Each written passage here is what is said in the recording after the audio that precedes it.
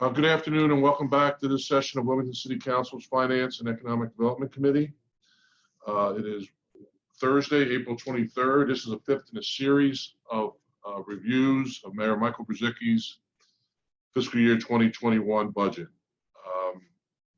We just heard from the Audit Department and now we're going to hear from the Human Resource Department. I want to go ahead and introduce council members that are joining us. President of City Council Hanifa Shabazz, First District Council Member Linda Gray, Third District Council Member Cynthia Oliver, Fourth District Council Member Michelle Harley, Seventh District Council Member Chris Johnson, and Council Member at Large Sam Guy. As I've said at the beginning of each budget hearing, this budget was proposed prior to the COVID-19 crisis. The budget itself has no tax increases or increases in water sewer fees. However, you will hear the directors talk about additional cuts that they are looking to make in their budget. But once again, those will be proposed cuts. Council is responsible to pass a balanced budget by the end of May, which we will do. We will have a Finance Committee meeting in the middle of May, which we will probably consider a substitute ordinance. And most likely, we will revisit this budget in the fall when we understand the full impacts of the COVID-19 crisis on our budget. As I stated earlier, the administration and council will aggressively pursue any federal dollars that is coming into the state or Newcastle County to help us fund the additional expenses and make up any shortfalls in our revenues. As far as this hearing goes, we're going to follow the same format. We'll have a presentation from the Office of Management and Budget.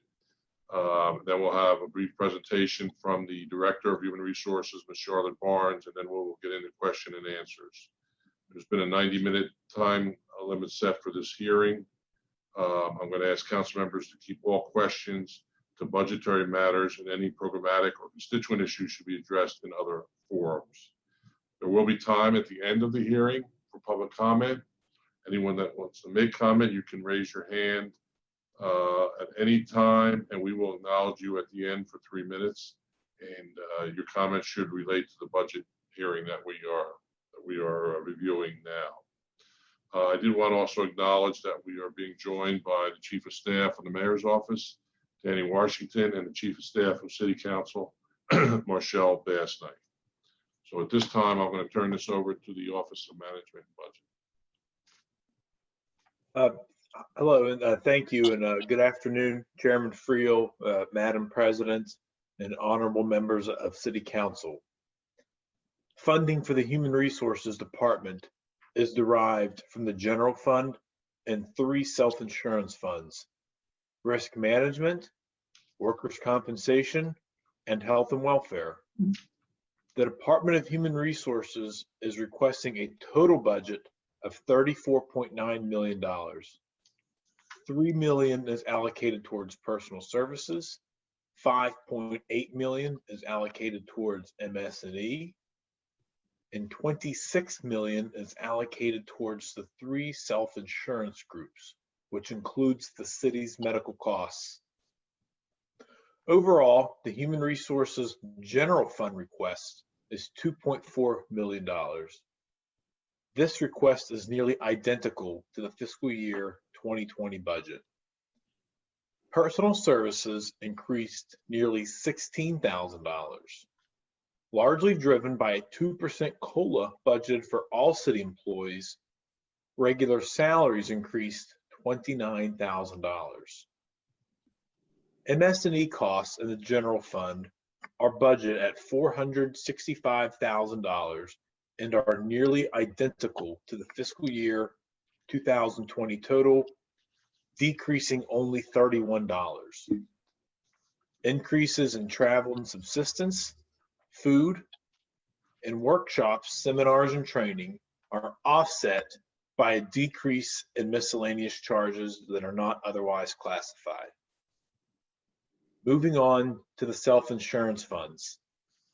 The 3 self-insurance funds make up much of the total budget request, totaling over $32.5 million, an increase of $700,000 or 2.2%. The Risk Management Fund request totals $4.25 million. This is an increase of roughly $134,000. Personal services in the fund increased only $1,900. MS&E costs increased nearly $132,000. Increases in liability, insurance claims for the motor vehicle fund, and consultants, which total $150,000, were partially offset by an $85,000 decrease in legal defense for insurance claims. Moving on to the Workers' Compensation Fund. The Workers' Compensation Fund request is $5 million. This is an increase of nearly $243,000 or 5.1%. Personal services increased $29,000. MS&E costs decreased almost $176,000. This decrease was largely driven by a decrease in insurance claims for legal defense, which decreased by $165,000. The workers' compensation self-insurance account lines collectively increased $389,000, driven primarily by increases in medical costs, as well as worker compensation other costs, which collectively increased over $400,000. Finally, moving on to the Health and Welfare Fund. The Health and Welfare Fund request is $23.3 million, a 1.4% increase. Personal services decreased 5.3% in the fund, while MS&E costs increased 7.9%. The fund's self-insurance account lines are responsible for paying the city's medical and prescription costs. These account lines collectively increased $326,000 or 1.5%.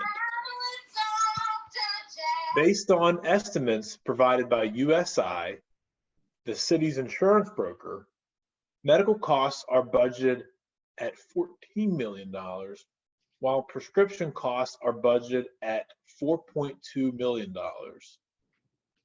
The city is now also providing a vision benefit to its employees, and this benefit is budgeted at $112,000 in fiscal year 2021. This concludes my presentation for the proposed budget request for the HR department. I can answer any questions you have at this time. Thank you. Thank you, sir. At this time, I'm going to turn it over to Ms. Charlotte Barnes, the Director of Human Resources, to go over her mission, priorities, and then we will jump into the question and answer. Ms. Barnes, are you with us? Yes, you are. Yes. Good afternoon, Mr. Chairman. I have a few comments to make before diving into the questions. Okay. Good afternoon, President Hanifa Shabazz, Councilman Friel, all honorable members of council and council staff. Thank you for the opportunity to present the fiscal 21 proposed budget for the Department of Human Resources for your consideration. It is indeed my privilege and honor to serve the city as the Director of Human Resources. And yes, I am still excited to lead the department during these very unprecedented times. The global pandemic of COVID-19 has had a tremendous impact on the entire operations of the department, as HR is on the front lines assisting with and executing the city's response to the coronavirus. As you might imagine, from the medical dispensary, who was responsible for identifying and tracking those employees who've been exposed to, tested positive for, or instructed to self-isolate or self-quarantine as a result of the coronavirus, to the compliance division, primarily the deputy director and HR leave administrator, who's responsible for managing and tracking those on COVID-related leave, to our class and comp division, responsible for payroll processing and assisting with tracking overtime and other compensation related to COVID-19 costs. And then our benefits division, working to assist employees with the increased use of telemedicine, as well as negotiating with our benefit provider that no employee should incur any costs associated with COVID-19 testing and treatment. The entire department has been focused on responding to and supporting the needs of our employees. Last year, when I came before you, I advised that we were diligently working to make the forward progress necessary to become a 21st century HR department. I indicated that the world of HR was rapidly changing and that the department had to be prepared and equipped to meet the city's needs to attract and retain a high quality workforce to meet the needs of the citizens we serve, as well as ensure a productive work environment for city employees. The world of HR indeed continues to change, particularly in response to coronavirus. In fact, a recent news report indicated that the role of HR professionals is one of the essential services most often forgotten or overlooked during the crisis. In fact, during this time of major upheaval and uncertainty, human resources has been busy helping executive leadership oversee the remote workforces and navigate a situation that no one possibly could have fathomed, establishing and implementing policies to address teleworking, identifying virtual talent acquisition methods that are in alignment with social distancing requirements, and managing compliance with the recently enacted Families First Coronavirus Relief Act. I would dare say that busy is an understatement. Last spring, the administration implemented CityStat, where focused attention is given to various metrics and critical indicators. As such, the department will be busy in fiscal 21 with the top 3 priorities associated with CityStat that are listed in this presentation. However, we will remain nimble and responsive to changes in the environment while also working to continue the forward progress we have made in the areas of compliance, training, risk control, and healthcare. Limited resources as a result of the financial impact of COVID-19 will hinder but will not deter our efforts. Before delving into the presentation and questions, I would like to take this opportunity to recognize the Human Resource Department's management team. They are Tara DeRocco-O'Brien, Esquire, Deputy Director, Wendy Stanford, Director of Employment Services, Bruno Battaglia, Occupational Health and Safety Program Manager, James Robb, Risk Manager, and Donnie Bougely Smith, Employee Benefits Manager. I owe a debt of gratitude to them, along with the rest of the dedicated employees of the department who work hard every day to meet the needs of the city's workforce. With your permission, I'd like to begin responding to council's written questions. Okay. Well, the very first question is discuss the budgetary account lines that could potentially be impacted as a result of the COVID-19 pandemic. Okay, Mr. Chairman, can I go back to the mission and then I'll talk about the priorities and then jump into the questions? I think I got ahead of myself. Oh, I'm sorry. I thought you said you were ready for the questions. I got ahead of myself. I'm sorry. All right. Yes, you may. The mission of the department is to provide the necessary human resources to city departments in order to promote the highest quality workforce and productive work environment, maintain the city's operational and fiscal stability through effective risk management. I will turn it over to Tara DeRocco-O'Brien, who will take over in handling the priorities and key performance indicators for next year. The fiscal 21 key priorities, we've listed 3 because that is what we were asked for, although we do have more than just 3 priorities for the department. And as Charlotte Barnes has indicated, these do align with our CityStat initiatives that we are being held accountable through the mayor's office. The first priority is to continue developing strategic processes to promote compliance with various state and federal laws, including the EEOC, the ADA, FMLA, and City Code 4054. The second is to enhance the city's performance management efforts with timely, relevant feedback on employee performance. and to enhance the talent acquisition process through employment services to ensure the city's ability to attract and retain a qualified workforce. The key performance indicators, they align with the three key priorities. The first goal is to ensure prompt, thorough investigation of all workplace internal complaints and investigations within the 90-day goal that we have established. We also want to ensure performance evaluations are timely completed 90% of the time, and that's across the entire workforce. And also to enhance the talent acquisition process to ensure the city's ability to attract and retain a qualified workforce by extending offers for non-uniformed personnel within 120 days of vacancy 90% of the time. Okay, can we jump into the questions now? Absolutely. All right, as I stated, if you could just talk to us a little bit about some of the budget lines that potentially could be impacted by the COVID-19 pandemic. Okay, so I've attached a chart on the next slide that can walk us through that.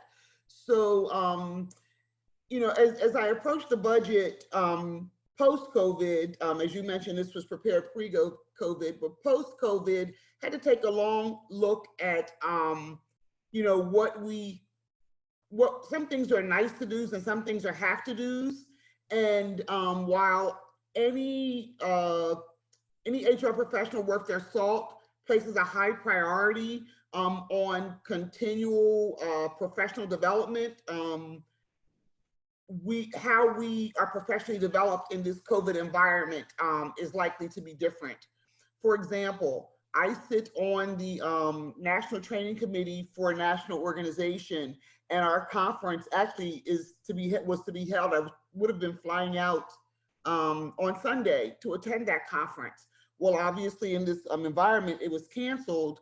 And one of the things that we'll be doing is all of the presenters will be presenting via Zoom, and we'll roll that out to all of the conference attendees. So realizing that that may be the way with the future, we've taken a look at and was able to scale back on the travel associated with the professional development. Now that said, we will still make sure that we are professionally developed, but how will be the difference. And so we've been able to look at the travel line in each of our various divisions and scale back in that regard. Also food associated with our admin day well, across various divisions, but specifically in the administrative division, we conduct an administrative professionals day for all of the admins across city budget, across the city organization. We will scale back the banquet associated with that, as well as the HR annual team building event that we have. And then with trophies and awards, you know, HR does a lot of the nice feel-good kinds of things for the workforce, and some things in this environment are nice to do, but we may not be able to continue to do. So we're scaling back the trophies and awards associated with Take Our Children to Work, also with Admin Day, and with our team building, our departmental team building. You'll see an employment services division, that's the travel associated with professional development, that's $3,000 there. And then an initiative that we wanted to get off of the ground in this current budget year, but was not unable to due to having to redirect the staff responsible for that to a different function, was the implementation of City University.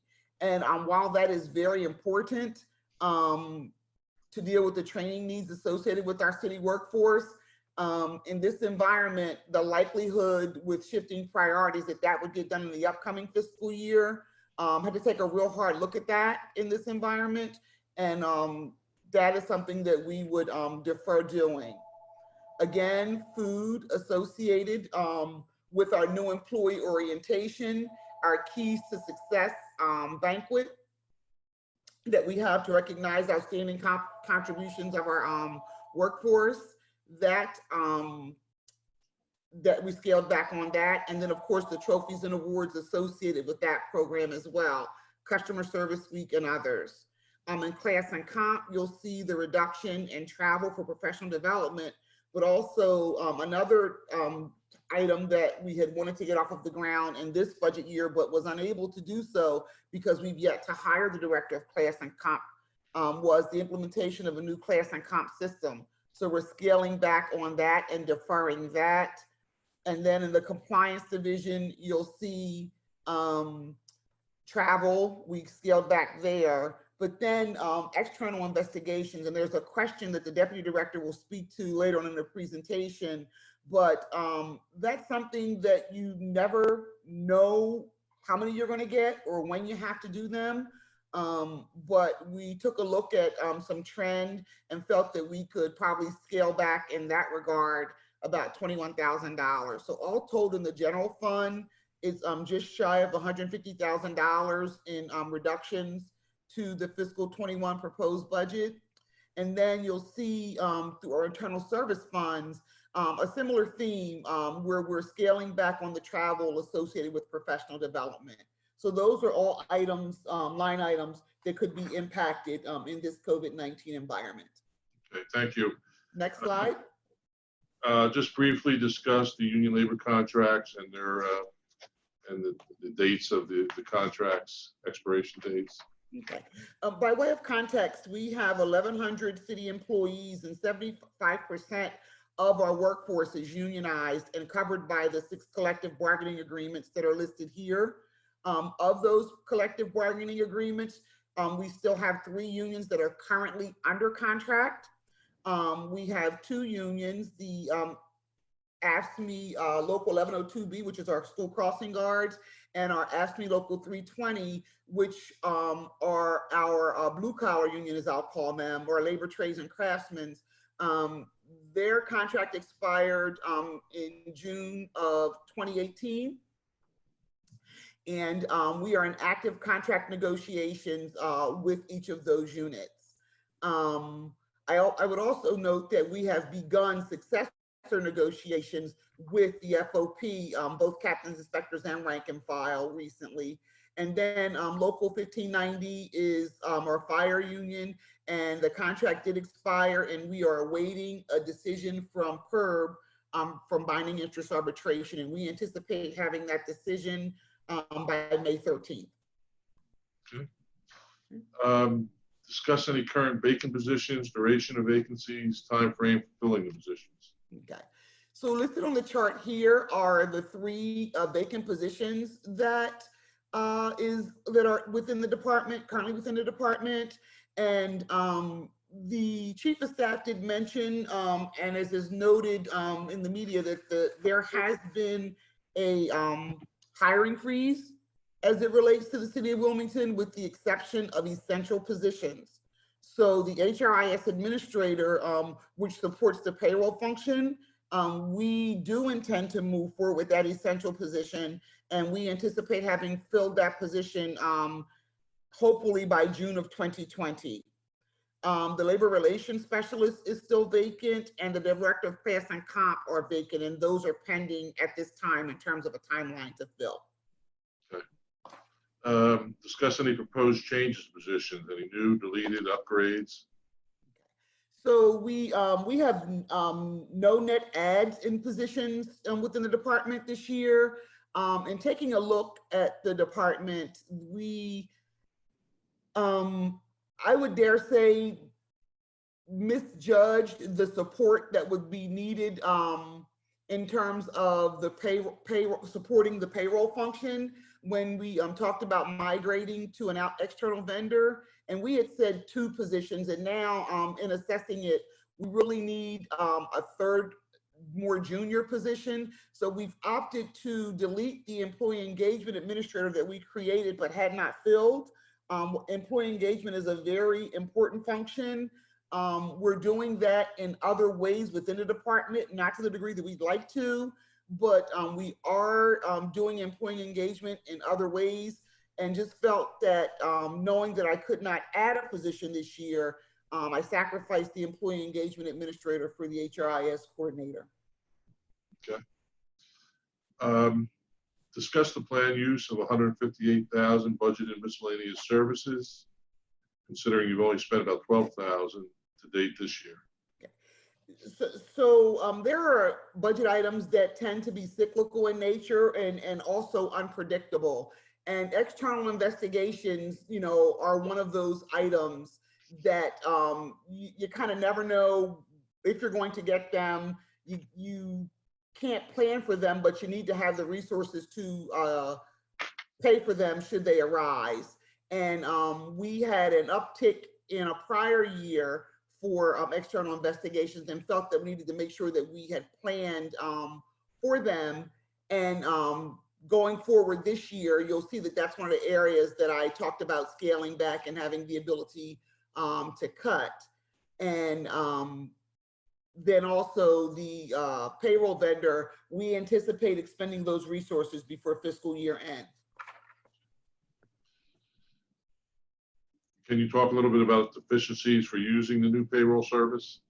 Well, the using the payroll service was always more of an operational issue, to have more efficiencies in terms of how we are able to produce data, how we are able to self-serve, and how we're able to be in compliance. So that was always the operational efficiency, but there is also an estimated cost savings of about $135,000 associated with that. Okay. You already mentioned the reduction in external investigations. Can you just give us the numbers of investigations that you had in 19 compared to 20? Yes, and I'll have the Tara DeRocco speak to that. Yeah, so for fiscal year 19, there were 5 investigations that were completed externally. And what that means is they were completed by either an HR consulting firm or an outside attorney. Fiscal year 20 to date, there's 1 investigation that has been outsourced, and that is still pending. Okay. Discuss the planned use of $120,000 budget in professional fees. Once again, considering you've only spent $31,000 this year to date. Okay, so while this was a pre-COVID budget, we were expecting to expend the $120,000, but with the cuts, what remains in that line is about $20,000. And that $20,000, the lion's share of it has to do with arbitration fees associated with grievances that move on to arbitration. And then the remaining portion is for any residency investigations that we need to conduct. And then also for temporary agency, should we have to use an external agency for departmental absences. Okay. Justify the $156,000 budget across the following account lines. And once again, we've covered some of this, but I'll let you go through it quickly again. Things like memberships, food, trophies, travels. So with your permission, I'll focus on the areas that we left in the budget, because as you mentioned, we did make some cuts. What we did leave in the budget, that $53,000 line in the employment services, there is budgeted $50,000 for citywide training for the entire city. So that's not training associated with only within the HR department, but that's training that we would provide to the workforce, soft skills as well as technical skills, supervisory and management training as well. That is still within the budget. The other thing that is still in the budget in the administrative division under that $14,000 is the tuition reimbursement program. There's $10,000 budgeted for tuition reimbursement, and we have seen pretty good usage over the past several years where we have expended or nearly expended the entire amount. So we did leave that within the budget. The food, trophies, and awards in the admin division has to do with the, we did cut that. We scaled back on some of the ways that we would recognize employees. And then in the employment services division, we kept the no employee orientation, and we kept keys to success, and we kept years of services awards. So we were able to cut the food associated with that because it's not likely that we'll be sitting down having a significant banquet, but there are ways that we have recognized with monetary gifts people's employees' years of service. In the compliance division, that $18,000, we kept a good bit of that for state mandated training. As you are aware, the state mandates training for sexual harassment. That includes new hires. That includes newly promoted people into supervisory positions. And that includes the entire workforce every 2 years. So we did need to leave money in the budget for those lines. Did you say harassment was only for new employees? No. Well, we're required to conduct sexual harassment training for all newly hired employees and all newly promoted employees into supervisory positions. And that has to be done, I believe it's within 90 to 180 days of them being hired. However, we are also required to do the entire workforce every 2 years. Okay. Before we move on, I just wanted to mention we've been joined by Councilmember Vash Turner from the 5th District. Okay. Can I ask a question on that last screen? Yeah, sure. Director Barnes, how you doing? Well, thank you, Councilman Turner. All right. I was looking at the top line for the professional development and tuition reimbursement program. Yes. Do you with that line, with the situation that we're in now, were you thinking about cutting from other lines and maybe adding more to that while some of your employees are home and they have time to do like online training? Have you thought about that? Well, that is an option that we could pursue. I'm not sure if you had heard that we have been spending the amount budgeted for tuition reimbursement, nearly expending all of it or very near all of it each year. We realize that in this environment, how we educate ourselves could be different now. So there may be more online as opposed to face-to-face classes. And if that results in a reduction in price, that would allow us to meet the needs of more people. But to the extent that we can provide additional resources, that could potentially come from citywide training as well. So the resources that we have to meet the needs of continuing to develop and advance our workforce, I think we can make that work, and I appreciate your suggestion. So real quick, for year to date, the lines that we have up here to year to date, you said that the reimbursement program, we have almost exhausted that. So out of any of the categories that's up here now, do you know where we're at as far as year to date with any of those? I could get that information for you. I do know because the Office of Management and Budget sends us a report every Monday. So I absolutely have the information. I just don't have it at my fingertips right now. Can I commit to getting that back to you? Yes. And let me just give you where I'm going at with this. If it's possible from the year to date, if we could possibly, Mr. Chair, you tell me if I'm right or we going the wrong way, but is it possible that we can take the year to date money that's left over from any of these categories and maybe make an amendment to the reimbursement tuition for this year, and then kind of utilize what we have left over now in case you see some tuition or some programs that can be utilized for your staff while we have this opportunity? Well, I don't want to say opportunity, but no. So Councilman Turner, great idea and great concept. I will commit to this. One, the tuition reimbursement program is not only for the individuals that within HR, but for citywide. If we expend more than our budget for tuition reimbursement, if there is a request, I have to believe that there's a way that we can meet the needs of that request within our existing budget. And then if there are opportunities and people are looking for ways to continuously be trained, we can work to meet those needs. One of the things that I talked about earlier is that I believe very strongly in professional development. And one of the things that have benefited us during this time is our ability to reach out to the professional organizations that we belong to and hop on webinars or get updates from our network of individuals, particularly, very specifically, as it relates to implementing the Families First Coronavirus Act.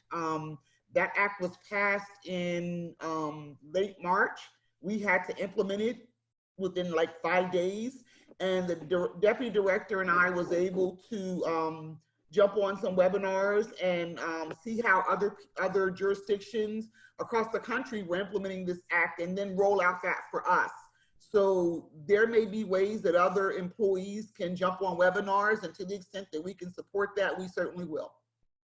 Have we also thought about trauma that may be caused by some of our employees from this COVID, or being affected by someone that they might have been in the workplace with that had COVID, or someone that they known that either has COVID or passed away from COVID? Have we thought about the trauma part of that for our staff? We absolutely have, Councilman. And I want to say it was last week, because we've tried to communicate with the workforce at least once a week since COVID has been going on, you know, oftentimes more often than once a week. But I think it was last Monday, we sent out resources for dealing with your children who are at home, dealing with the stresses associated with working from home, if that's not what you desire to do or had planned to do. How do you handle when someone in your family has been diagnosed? And all of those things are provided through our employee assistance program. Health Advocate is our employee assistance provider. And we've sent out videos that they have forwarded to us to share with our workforce on how to handle this situation.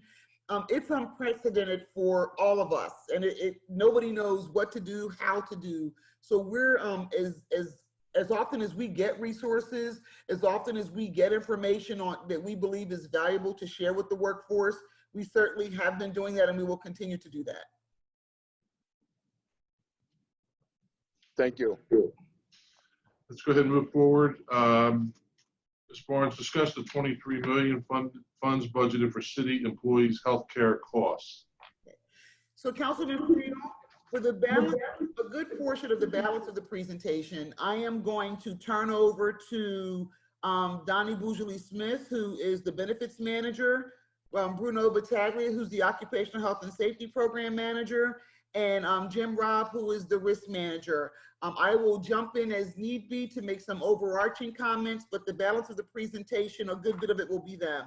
And I'll turn it over to Donnie at this time. Is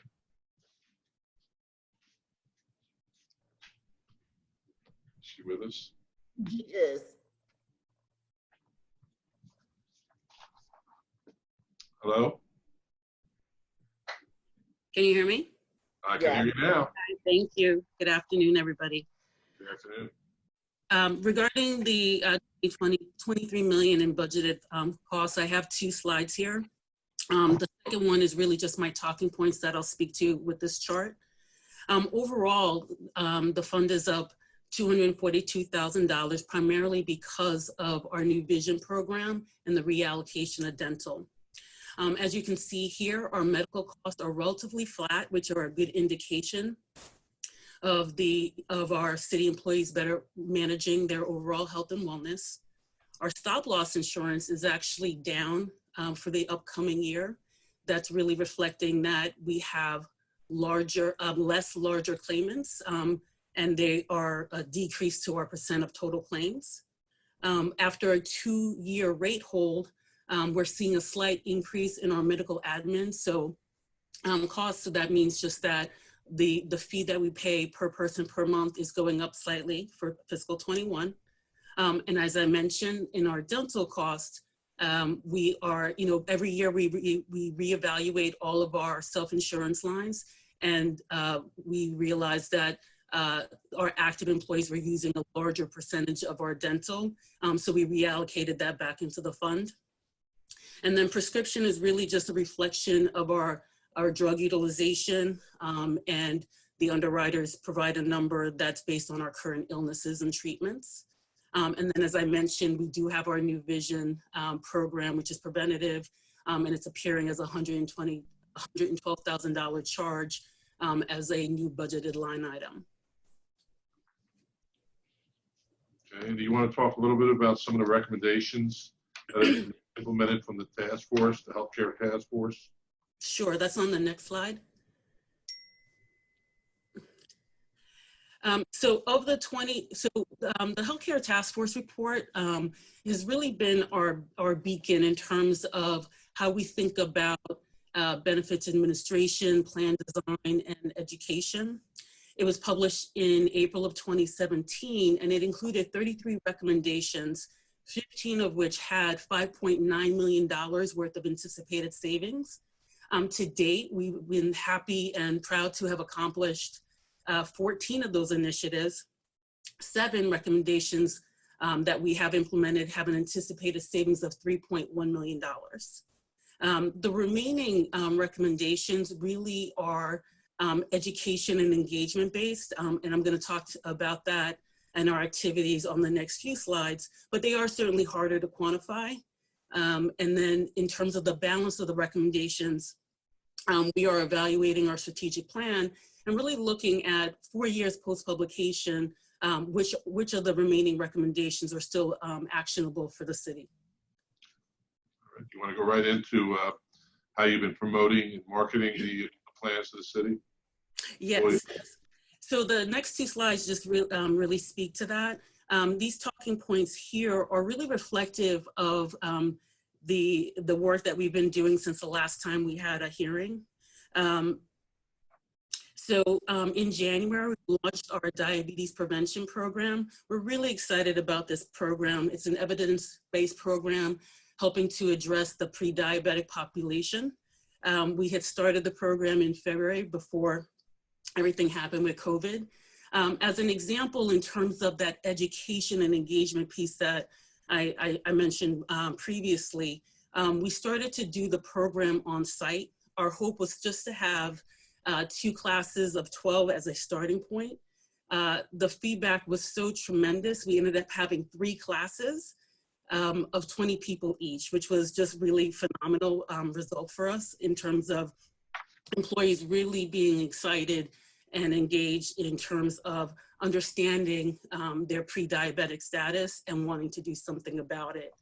Something that was really unique about the program as well is that our Chief of Staff, Tanya Washington, and Director Barnes partnered together to allow us to offer the 1 hour weekly class by donating 30 minutes of work time so that employees had a further incentive to participate. And of course, since COVID, we've taken the class virtual, and it's actually continuing to do really well. We've been able to continue 2 out of the 3 classes. We also realized that there was really a lot of heart health issues at the city. The medical dispensary has developed a great partnership with the CDC. Last fall, we started doing stroke prevention workshops, even as early as 5:30 in the morning, to help ensure that all of our workers, especially some of our essential workers that work shift, could attend. And when you look at those workshops and the attendance, you're looking at 50 to 70 people on average, which is fantastic for us. We've continued our work in expanding physician engagement.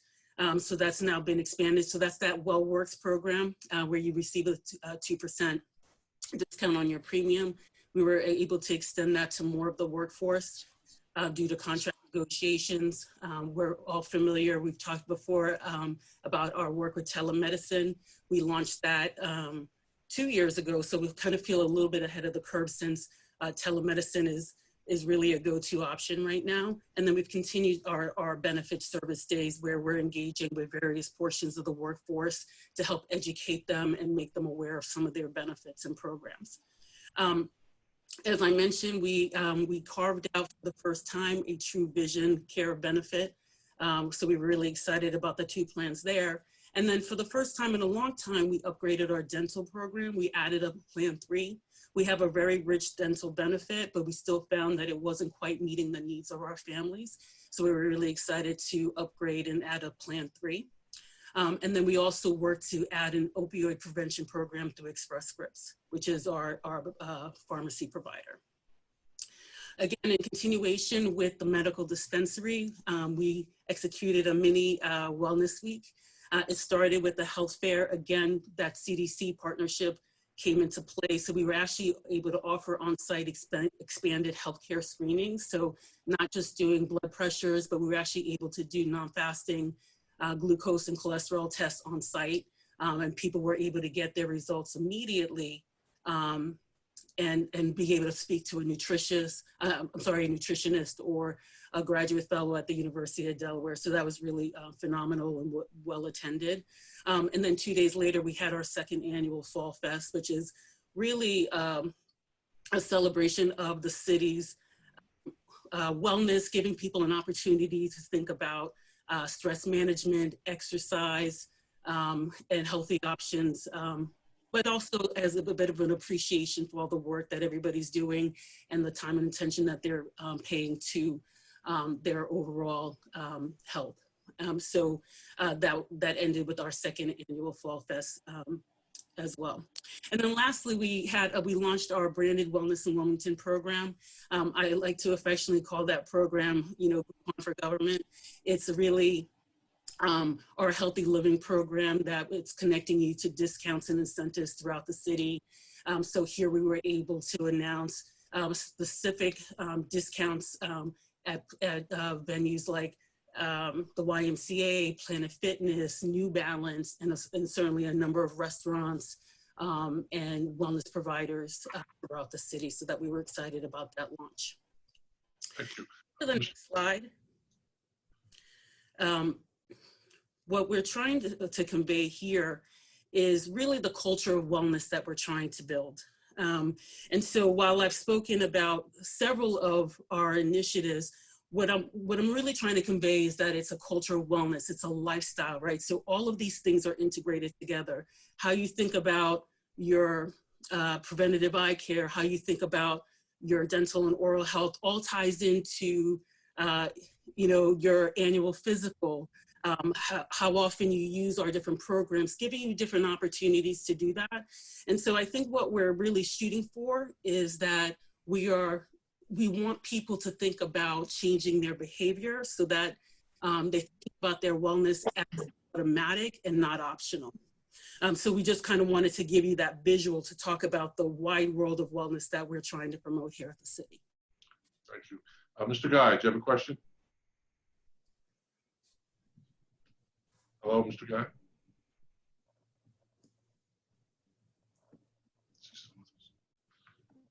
See? You hear me? Hello? Yeah, I can hear you now. Okay. The first question is, on that last screen, it says Planet Fitness. Mm-hmm. And do they have a role in any of your programs? Yes, sir, that's correct. So with our Wellness in Wilmington program, we worked with a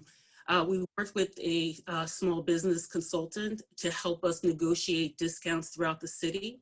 So in the example of Planet Fitness, where there is the basic $10 membership that everybody knows about, but there's also an advanced membership called it's like a Black Card membership.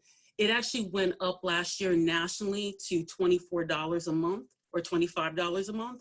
And for the City of Wilmington employees, they're holding it at $19.95 just for city employees. So they came on site during open enrollment last year. They did a number of giveaways, but they were actually able to convert people's memberships right away to ensure that they were able to hold that discount. Okay. Now, also in the previous presentation, there was a job description and the term was employee engagement. What exactly does that person in that position do? What is that, employee engagement?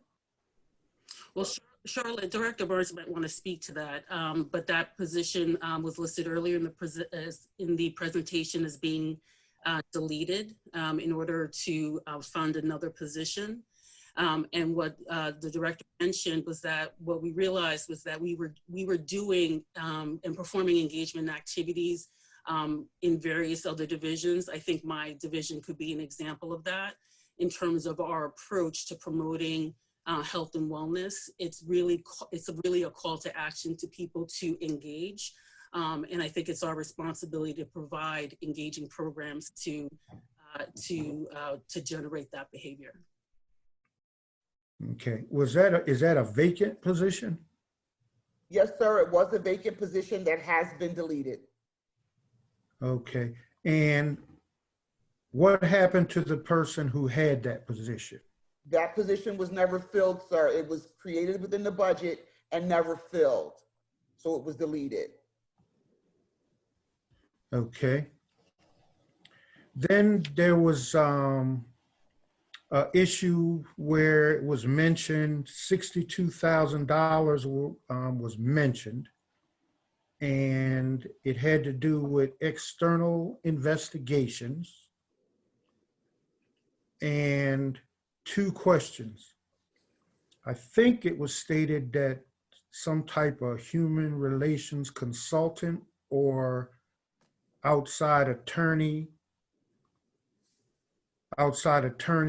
would do these external investigations. Did I hear that correctly? What was mentioned, sir, was that for the 5 investigations that took place in fiscal 19, they were conducted by a variety of, they were sourced in a variety of different ways. In one instance, there was an outside HR firm that handled one of the investigations. In other instances, outside law firms handled the investigations. So 1 outside HR and 4 law firms? I don't know the specific number, but we did have external firms and or individuals.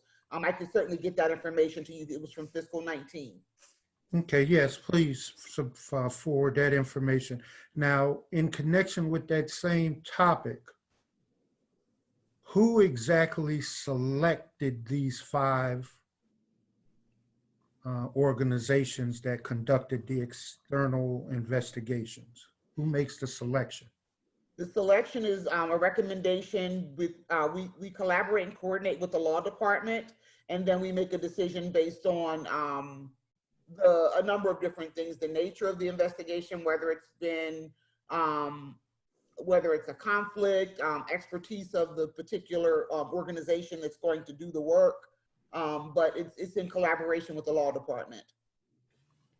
And is the money that's used to pay comes out of your budget, this $62,000? That is correct, sir. Okay. And then you talked about the new payroll service. Mm-hmm.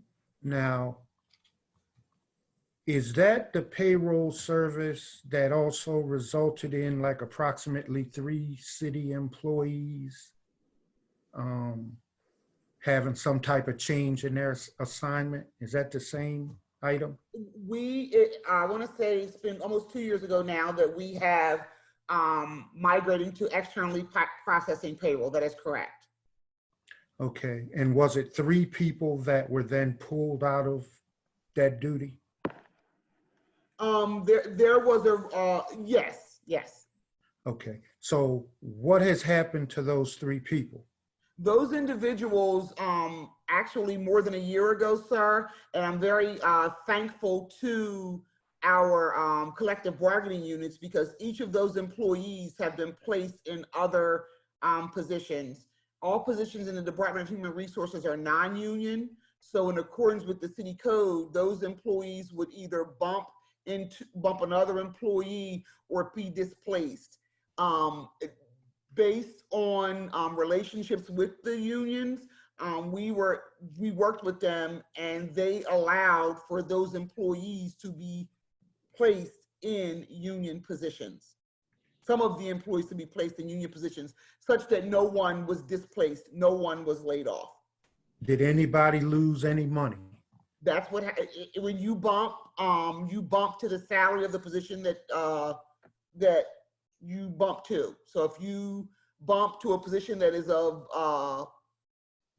lesser pay than you were currently making, then yes, you do bump to that salary. No, my question was, did any of these three people lose salary by changing positions? And the response, sir, is that yes, that is the process. When you bump to a junior position, you bump to that salary as well. Okay, but I don't know what they bumped to. So I'm just asking, did any of them lose salary level in the change? Yes, sir. All three of them? No, sir. How many of them? I can get that information to you. Okay, that's fine. And when did this payroll service that was being brought in, when did they actually start handling the payroll? We are still, that process is still evolving. There's been some starts and stops due to a variety of different reasons. And we are still migrating towards that. In this COVID environment, there's been some testing. There's been a lot of work that has been done, but it's not across the finish line yet. In this COVID environment, we are looking to see how we can marshal that over the finish line sooner rather than later. So they have a contract, I take it. The organization does? We have an agreement with them, yes. Have they been getting full payment on the agreement since the agreement was executed? Have not. Okay. So how has that been handled? Well, until we totally go live, they will not be paid. Okay. So basically, they've not received any money. That is correct. Okay. And then the next thing is you mentioned residency investigations. Yes, sir. And are those done internally or are outsiders hired to do those? We outsource the residency investigations. If we have to do surveillance, that is done externally.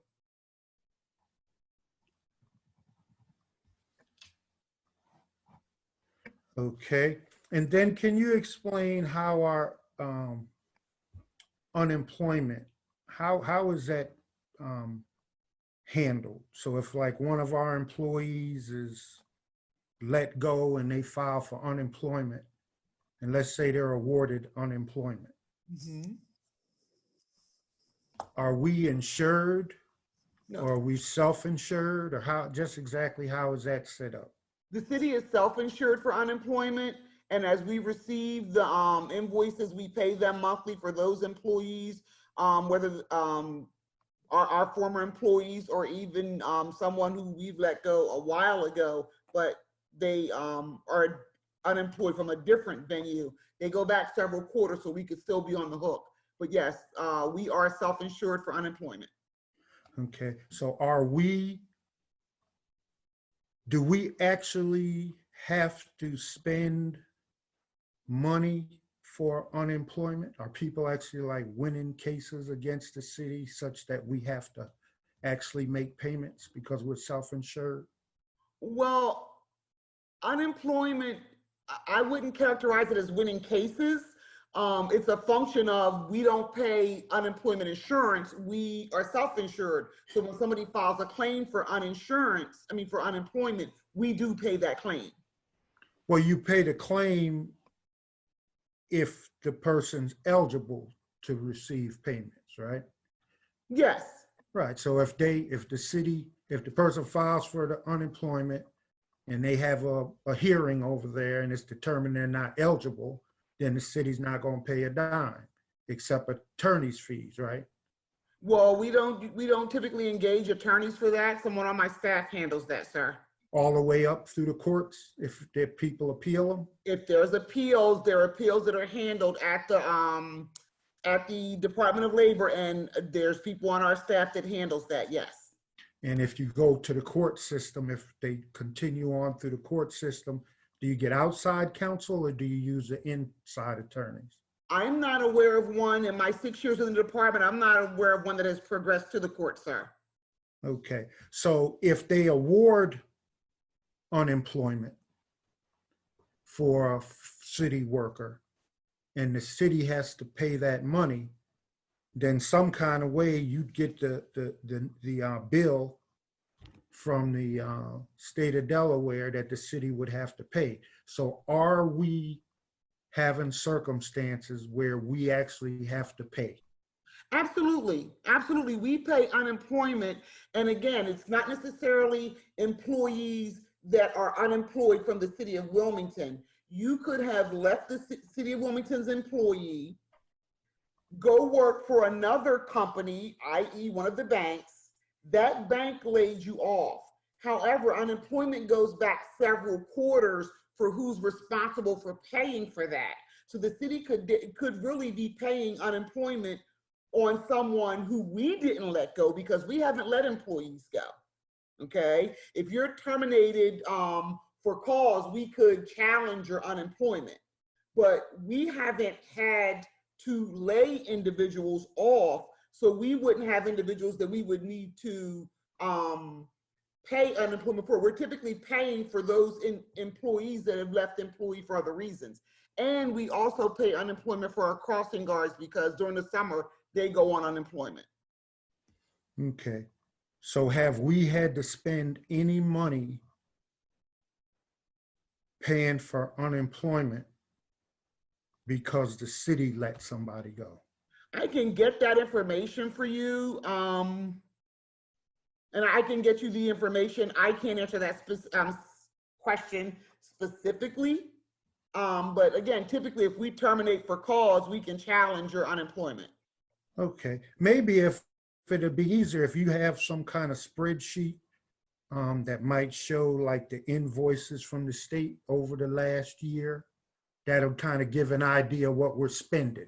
Okay, certainly I can get that information for you, sir. Okay, and then the next question I had, my last one on your presentation, I believe it's the last one, and that is you mentioned the dispensary. Now, who is it that's in charge of the dispensary now? Ultimately, I am. Okay, but is there a doctor over there? There is. We have contracted service with a physician. Yes. Okay. And that and person who is the physician? Dr. Senyoki. Okay. Thank you. You're welcome, sir. Mr. Johnson, do you have a question? Yes, Director Barnes. I want to thank you for the comprehensive coverage, and I know your team is working overtime as we go through this crisis. But Councilman Guy's questions, it kind of prompt an area that I have been interested in and wondering about. When was the last time the outside counsel for the Workers' Compensation Fund, when was the last time that went to bid? It doesn't necessarily go to bid, it's professional services. I know we've been with the vendor since I've been within the department. So definitely for the past 6 years, we've had the same firm handling outside workers comp. Okay, does the City of Wilmington have any indication of the level of diversity efforts that firm makes, or that vendor makes? I can't say with certainty that I do. I will tell you that we use that vendor, but and that vendor's been in place since I've been there. It's my understanding, because it's a firm, that goes through the law department, so they may have a better feel on that answer. Okay, because that is just I am familiar with the, obviously there's a lot of outside counsel, but we're a very, very diverse city, and I'm interested in vendors that reflect the diversity of our great city. And from my knowledge, that vendor does not have great diversity. Okay. So I would be wondering if HR would be interested in working with counsel and law department to maybe work on some diversity tactics for those outside counsel. We'll certainly have a conversation with the law department about that. Okay, and the same thing in regards to just the general liability defense. I do believe, I guess a few years ago, there was bidding on that. So has there been a new round of bidding for outside counsel? Councilman Johnson, those are typically handled while they're vendors and they're paid through HR's budget. All of the outside counsel is handled through and by the law department. So that they would be better suited to answer how they select the vendors. It's just because it's a risk management, it comes through my budget. Okay. And just shifting gears on another topic, what happened to the employee exercise program that they used to be like a walk in the park program? Is that still active, or has that kind of gone by the wayside? We have tried to find a number of different ways to engage employees in population health activities. With that program where we were doing, I think it were Walking Wednesdays is probably what you're referring to. I mean, we were providing incentives to do that our broker has advised that would have to be taxable. So we stopped providing the incentives and have tried to promote health and wellness through a variety of other means, one of which was spoken to by Donnie with giving you incentives for reduced memberships at gyms and things of that nature. So okay. We try every way we can. Great, and this will be, I guess, either for you or Danny. Since employees now are stuck at home, I know Councilman Turner did ask about this. Is there any talk about implementation of an at-home wellness program, at-home workouts? I know Planet Fitness does those. You know, just something so that our employees stay mentally sharp while they're home. We can certainly take that under advisement. I know we have vendors, as Donnie mentioned, Planet Fitness is one of our vendors that, you know, we do with our Wellness in Wilmington branding. And they do have a work from home option now. The Y, several of our employees are members of the Y, and they have a virtual membership now because of these facilities being closed. But that is something that we could look and see which of our vendors are taking that on and get that information out to the workforce as well. Okay, great. Thank you very much, Director. You're so welcome. Okay, let's go ahead and move forward. Discuss the 517 budgeted for workers' comp, up 317, up from 317,000. There's a hand up. Is this on previous questions or on this question? No, on what we were just talking about. Which question was that? On what we were just talking about, the last 5 or 6 sentences that were stated. The wellness at home?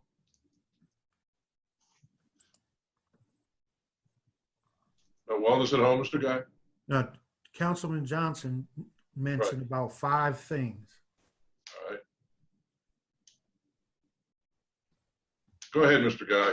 We're going to run out of time. Yeah, Councilman Johnson mentioned the topic about diversity of the legal services provided to the department.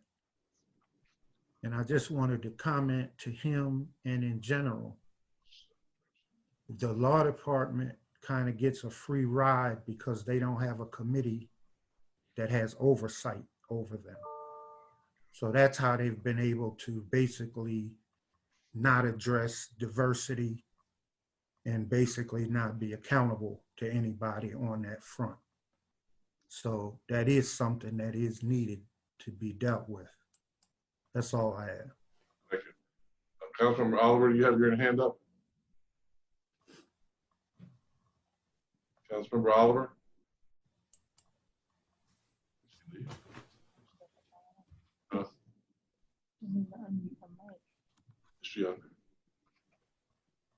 Councilmember Oliver? No, I'm okay. I was strolling. I'm sorry. I was strolling it, then I hit it by mistake. I'm okay. I already heard. Oh, Yeah, I heard my answer. all right, thank you. But, no, but Councilman, Mr. Chair, I would like to give kudos to the HR department, because I think they've done an outstanding job with the benefits, with the new benefit packet and with the new exercise program. Just the whole wellness program, I think they've done an excellent job. I hear a lot of people talking about it, so. Thank you. Okay. Okay, we're talking about the $200,000 increase, workers' comp. I don't know who was taking this, Ms. Barnes. I believe that's Bruno Battaglia is going to handle that one. Are you with us, sir? Make sure your mic's on. Oh, okay, hold on. No. I just heard you. Go ahead. Okay, sounds good. Yes, I am going to take that. Actually, the account is up $317,000. And some of this is actually a reflection of trying to be accurate with our workers' comp. At one point, we had two lines that we were working with for the workers' comp. One was a legal defense fee line. It was formerly 524062. Last year, it had $165,000 budgeted into it. And we combined that now with the workers' comp other, because PMA is actually making all those checks out and paying those fees after we review the charges to make sure they're accurate along with law. With that being said, we did have additional costs, and some of these costs are because of the drivers of the 2016 Canby Park fire. We also had two new asbestos claims come in that are very costly, and we have expert witnesses that are very expensive. And then we also have had an increase in litigated claims that we've seen over the last couple of years. And that's the reflection of these costs. These costs are based on an actuary study by an independent company that comes in and give us the cost on the actuary based on existing claims and existing exposures. Okay. Discuss the 4.3 million budgeted in the insurance account line. Specify there's been any savings over the last 2 years. It's Jim Rod. Okay. That in the next slide. You can see the premiums before you. I don't need to read through all of them unless there's a question about one or the other. I can move to the next slide and talk about the excess general liability coverage. As to the question asking for any savings realized in the last 2 years as a result of the city purchasing excess insurance coverage, budgeted for $676,000. We've received about $1.3 million in payouts from liability insurance, as well as smaller amounts for vehicle damage and for risk control services. Primarily, the excess insurance coverage is to guard against having to pay catastrophic claims from city reserves, such as other nearby jurisdictions, such as Newcastle County and Newark, have had to do. So with that said, I'll take any questions. So since we've gotten this, we have not had any of those type of claims? Yes, we have. That's the 1.3 million that I mentioned. Oh, okay. Yes. And we have others that are in process. And the 1.3 million is a little misleading. It started out with a $7 million demand, and Baltimore had just paid $7 million for a similar claim. So the fact that we have this coverage, we are only responsible for $750,000 up to our limits of $15 million. Gotcha. Okay. All right. Discuss the $894,000 budgeted professional fees.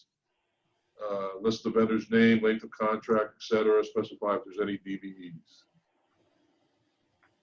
Who's going to handle this one? I can take that one. I can take that one, Mr. Chairman. The vendors that you see listed here are a variety of vendors that assist with us carrying out the responsibilities of the administration of employee benefits, the administration of workers' comp, and risk management as well. There is one, I cross-referenced this list of vendors with the city's list of DBEs, and there is one that is a DBA. But the range in services are from our temporary staffing, the actuary, the dispensary doctor, our telemedicine vendor. We're getting new software for benefits enrollment, our COBRA vendor and FlexFax, the organization that does our background checks, things of that nature. These are all the vendors that you see here. Okay. Discuss the planned use of $90,000 budget and temporary salaries account line. So the $90,000 in temporary salaries is primarily for. Hello? Ms. Barnes, did you hit your mic or? Did we lose her completely?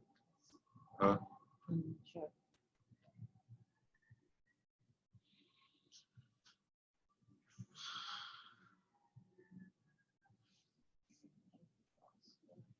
Ms. Barnes? Is there anyone else on that can answer that question? She's back on. It looks like I'm back in now. All right, thank you. Okay, thank you. It's primarily, it's across 3 funds. Some of it is temporary salaries to assist with our peak periods, whether that be open enrollment, the $10,000 in health and welfare, or the funding in workers' comp to assist with our fitness for duty exams for public safety and our summer youth hiring. But the lion's share of that is the funding for the risk manager who's paid from the temp salary line. All right, before we get into the last question, I just want to remind any of the citizens participating that if they do want to make comment, they should be raising their hand at this time so that we allot time for you before we go off. Okay, can you justify the $78,000 budget across memberships and registration travel account lines? I think we've talked about some of these before, but do you want to just go over them quickly again? We did, sir, and I guess I would focus on the things that remain. So in the workers' comp, what remains there is the training videos associated with the annual safety trainings that we have to have for our workforce, particularly those that are on the front lines in our labor trades and craftsmen, whether they be confined space training, whether they be bloodborne pathogens training. And then in the bulk of the lion's share in the health and welfare fund is our wellness education, also the professional certifications that we talked about previously as well. Okay. And you showed the cuts in all the travel lines. Mr. Guy? Mr. Guy? Hello, Mr. Guy. Is he with us? There he is. Mr. Guy, do you have a question? Is your speaker on?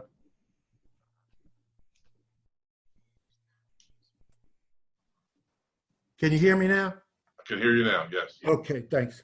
If I understood what was stated, that we have, I guess our method for financing workman comp is generally viewed as self-insured, but then we have a little bit of protection over a certain threshold. Is that what I just heard? I'm not sure I quite understand your question, Mr. Guy. Okay, I thought I heard it stated earlier in the presentations that our method of financing workman compensation is generally described as a self-insured program. But then it sounded as if there's an additional policy that we do have or we don't have if it goes beyond a certain threshold. Which one was it? Okay, workers' comp is self-insured. I understand that. Yeah, and so what we are working to do is to build up a reserve within the fund so that we do not suffer the catastrophic losses that we did with the Canby Park fire. But I think the excess liability that you're speaking of was not necessarily workers' comp, it was for our other liability coverages. Okay. So we actually don't have a policy that gives us any kind of protection if we go above a certain threshold in payments? For what, workers' comp specifically, or for other liability coverages? Well, for workers' comp specifically. Okay, I know we are exploring that, and I believe we do now have coverage in that regard. I can answer that. We have coverage for catastrophic claims, anything over 3 million, then unlimited above that. And we purchased that several years ago, not because of actuarial data, but because of the shock of the Canby Park fire and to assuage the chance that that may occur again. So yes, we do have that coverage, Councilman. Okay, good. That's great to hear. And then our financial condition right now is blowing in the wind. As best as I can tell, the last WEFAC meeting got canceled, which... Well, WEFAC is scheduled to meet next week, Mr. Guy. Okay, well, the last meeting was canceled, so we don't have any up-to-date numbers. So I guess we'll have that shortly. Yes, Has sir. any of your numbers changed significantly in light of the conditions? And what I mean as the conditions, what I mean is that there's additional hazards that it seems as if some of our workforce has actually, I guess, been in danger, if you will. Like the 24 people, I think, that had to go and quarantine for a while to make sure that they were all right. We never really received the data on whether any of them actually had contracted the virus. We're not getting any kind of information, but those things can impact your predictions or your budgets. So I'm wondering, is there anything that you can share with us about how our costs function may change? And also we're going to have a substantial decrease in revenues unless we have some kind of magical luck. But if people can't pay their parking tickets or they can't pay, their taxes, then that's less money available to us in case as self-insured. It kind of puts us in a weak position, our financial condition. So can you guys speak to that?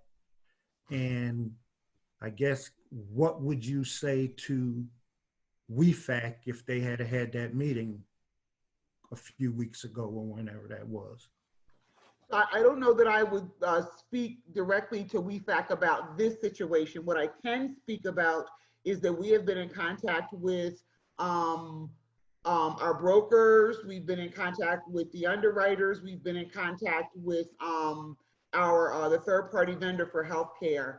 And we do not see at this point any extraordinary differences in our healthcare, any significant claims. As I am aware of the employees that have tested positive, I would share with you that most are back to work. After periods of self-quarantine and self-isolation, most of our employees are returning to work.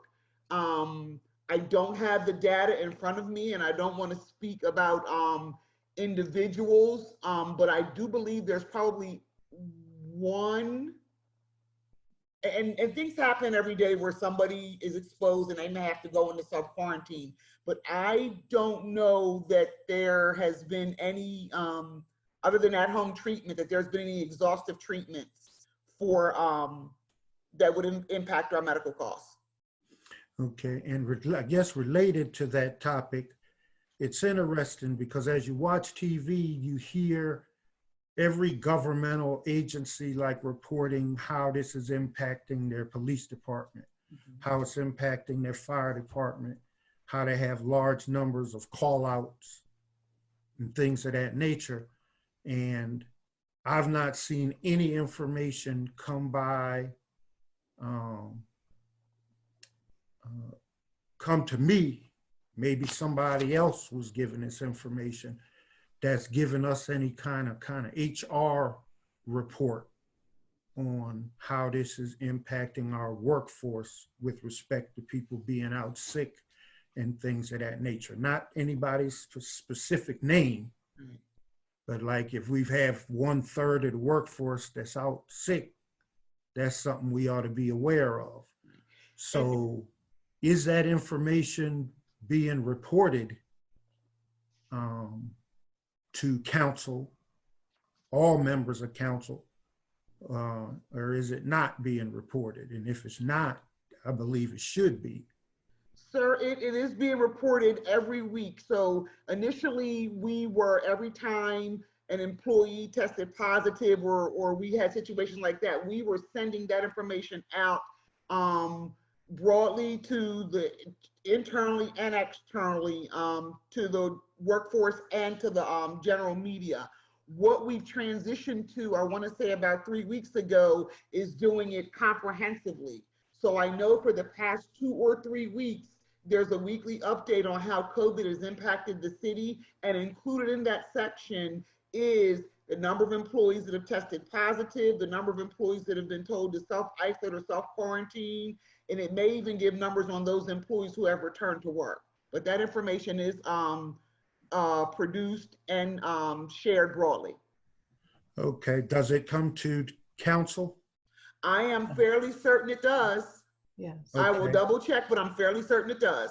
And It does does. it come to all of council Yes, sir. Yes. directly? Yes, sir. Yes. Okay, and that's in the last 2 or 3 weeks? Yes, sir. Yes. All right, thank you. Okay. The last item is the org chart, which you have in front of you, and you can review at your leisure. That takes care of all our questions. There's been no questions from the general public. And we're finishing very close to the time limit as it is. So we're going to conclude this session for this hearing for the Human Resource Department. We're going to take a little break, and then we'll be back at 6:30 with the Law Department. Thank you all for your participation. Thank you, Ms. Barnes, to you and your staff for a very good job. Thank you so much. Our pleasure.